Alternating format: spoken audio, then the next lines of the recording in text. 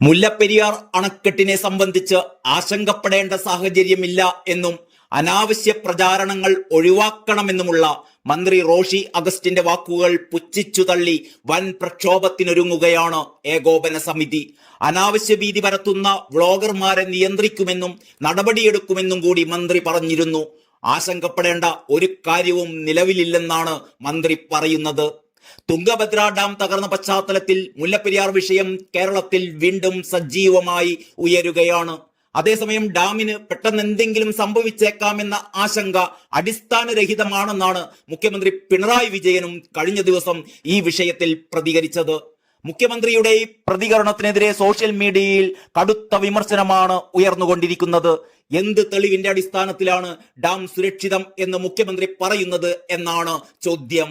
130 വർഷം പഴക്കമുള്ള ഡാമാണത്. പിന്നെ എങ്ങനെ അതിന്റെ സുരക്ഷ സംബന്ധിച്ച് കുഴപ്പമില്ലെന്ന് പറയാൻ കഴിയുമെന്ന് ഡീൻ കുര്യാക്കോസ് എംപിയും ചോദിക്കുന്നു.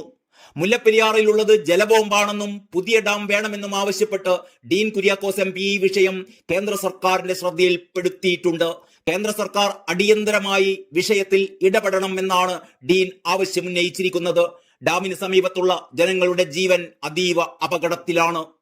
കേന്ദ്ര ജല കമ്മീഷൻ 1979 മുല്ലപ്പെരിയാർ സന്ദർശിച്ചപ്പോഴാണ് ഡാം അപകടാവസ്ഥയിലാണ് എന്ന സത്യം ആദ്യമായി ലോകമറിഞ്ഞത്. ഇപ്പോൾ ഡാമിന് ഏതാണ്ട് 130 വർഷത്തോളം പഴക്കമുണ്ട്. നിർഭാഗ്യകരമായ എന്തെങ്കിലും സംഭവിച്ചാൽ കേരളത്തിലെ 5 ജില്ലകളിലുള്ള ലക്ഷക്കണക്കിന് ജനങ്ങളുടെ ജീവനും സ്വത്തും അപകടത്തിലാകും.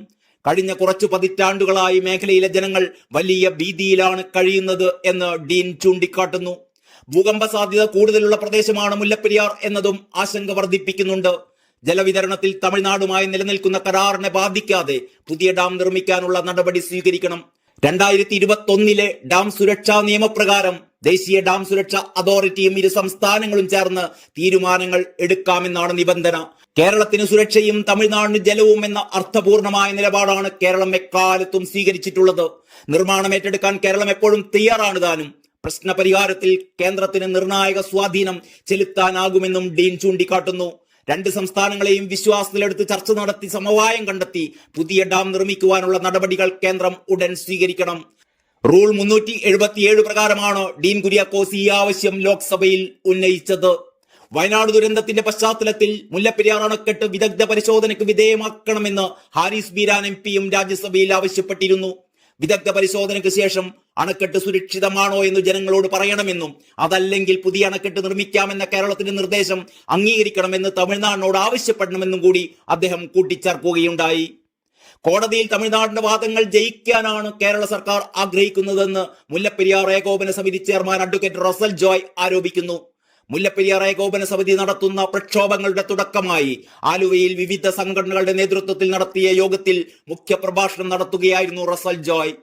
മുല്ലപ്പെരിയാർ ഡാം അടിയന്തരമായി ഡീകമ്മീഷൻ ചെയ്യണമെന്നാവശ്യപ്പെട്ടാണ് മുല്ലപ്പെരിയാർ ഏകോപന സമിതി ജനകീയ പ്രതിഷേധം നടത്തുന്നത്. മാറി മാറി വന്ന സർക്കാരുകൾ രാഷ്ട്രീയ നേട്ടത്തിന് മാത്രമാണ് മുല്ലപ്പെരിയാറിനെ ഉപയോഗിച്ചതെന്ന് അഡ്വക്കേറ്റ് റസൽ ജോയ് പറയുന്നു. വയനാട് ദുരന്തത്തിന്റെ പശ്ചാത്തലത്തിൽ മുല്ലപ്പെരിയാർ വിഷയത്തിൽ പ്രതിഷേധം ശക്തമാക്കാനാണ് ഏകോപന സമിതിയുടെ തീരുമാനം.